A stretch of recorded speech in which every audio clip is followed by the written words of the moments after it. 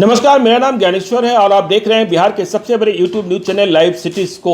देश में लोकसभा चुनाव का ऐलान हो गया है और देश में पहला मतदान मतलब पहले चरण का मतदान 11 अप्रैल को संपन्न होगा।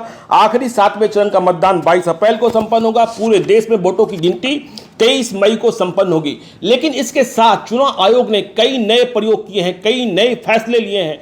543 लोकसभा क्षेत्र की मतदाता सूची में कोई 90 करोड़ मतदाताओं के नाम हैं और इस बार कोई 84.3 मिलियन नए वोटर जुड़े हैं।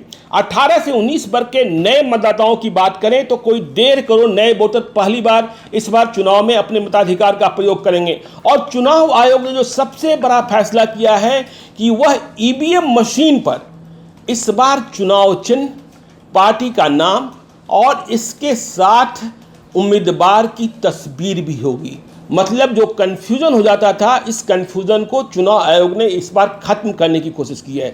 सबसे बड़ा प्रयोग कि ईवीएम मशीन पर इस बार कैंडिडेट की तस्वीर आपको दिखेगी ताकि आप कोई कंफ्यूज ना हो, आप जिन्हें वोट देना चाहते हैं उन्हें ही वोट दें। और दूसरी महत्वपूर्ण बात उम्मीदवार के लिए कि जिन्होंने नामांकन पत्र भरने में अपने पैन संख्या, पैन कार्ड, आयकर विवरणी को छुपाया, उनका नामांकन रद्द कर दिया जाएगा। यह चुनाव आयोग का बड़ा फैसला, ऐतिहासिक फैसला, बदलाव का फैसला। और चुनाव आयोग ने इसके साथ ही यह भी तय किया है कि इस दफे पेड न्यूज को रोका जाएगा। विज्ञापन के लिए आपको पहले से अनुमति लेनी होगी। सोशल मीडिया अकाउंट पर निगरानी की जाएगी। फेसबुक और ट्विटर ने चुनाव आयोग को लिख कर दिया है उनके यहाँ जो विज्ञापन चलेंगे, राजनीतिक विज्ञापन, उनकी अनुमति उम्मीदवार पहले लेंगे और इसकी सूचना चुनाव आयोग को मिलेगी। इसके साथ ही चुनाव आयोग ने टोल फ्री नंबर जारी किया है 1950, जिसके माध्यम से आप यह जान सकेंगे कि आपका मतदान केंद्र कहां है, मतदाता सूची में आपका नाम कहां है। इसके अलावा आप एसएमएस के मार्फत भी यह जानकारी प्राप्त कर सकेंगे।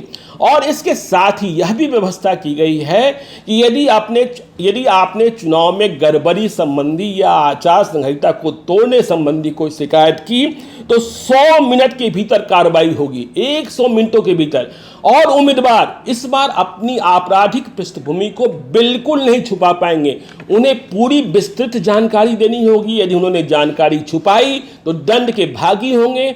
उन्हें लोकल अखबारों में और लोकल मीडिया में अपने बारे में सब कुछ प्रकाशित कराना होगा और विज्ञापन देकर यह बताना होगा कि उनके खिलाफ कितने मुकदमे दर्ज हैं, उनकी क्या स्थिति है।